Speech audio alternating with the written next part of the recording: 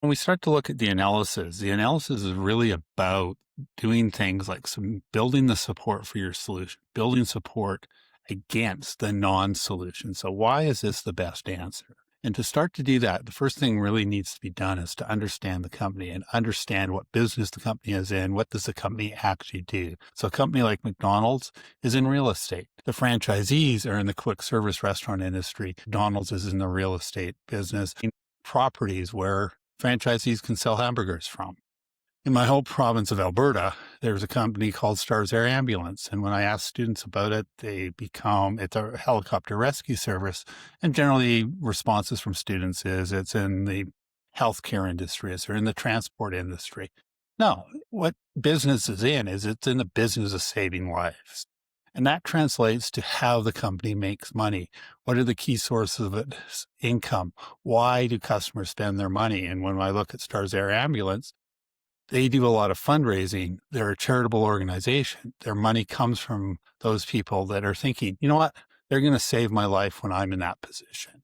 And that's the key to that business. And the tools that can be used to this is things like the facts from the case, the existing knowledge you might have about a company itself. And then you start to look at what are the issues, what are the problems, what's being solved. So the result of this is really building the context, identifying the issues, figuring out what those alternatives and the support for those solutions, the support for the alternative you're going to choose are, and discrediting those other solutions, those other alternatives you come up with. In this instance, in terms of the analysis, the tools that you use are those that will help you identify the issues, strategic and questions. So this is what the tools are used to do. They're used to also find the potential answers and garner those insights that you're going to use in order to build that context, help you identify those issues. Again, things like facts from the case, and then tools like SWOT, PESTEL, value chain, Porter's 5 forces, or those things that help you along and guide you to discover what those issues are,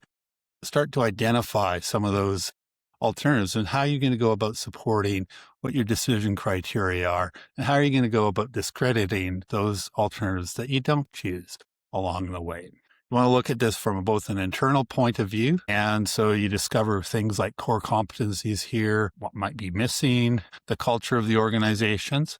And again, here, the SWOT is very valuable in terms of at least the strengths and weaknesses, and things like value chain can be used here. You also want to look at it externally. And this is where you're going to discover things like the competitive landscape, stakeholder concerns. What are the opportunities or what are the threats? And that directly translates to the opportunities and threats of the SWOT. Competitive landscape maps, stakeholder analysis. These tools will also be described in further videos that you can take a look at. And then it's about putting this all together in terms of a bit of a financial analysis. What's the financial impact of the solution? What are the big changes in terms of what's going to happen on the financial statements? Changes in revenue, changes in costs, and probably most importantly, the change in profit, because most often you're going to be presenting to the CEO of the company whose key piece is they want to look profitable for their shareholders. And then you want to talk about things financially that your audience can manage. And I think the other piece of here is to watch the scope of this, making sure that this is a large enough change that it is of interest to those people that you're appointed as your audience when you've positioned your case. And tools in terms of this are things like ratio analysis for the financial statements, ROIs, and MPVs, which tell you whether or not is this financial impact going to be large enough? Is the solution good enough financially in order for you to present that solution?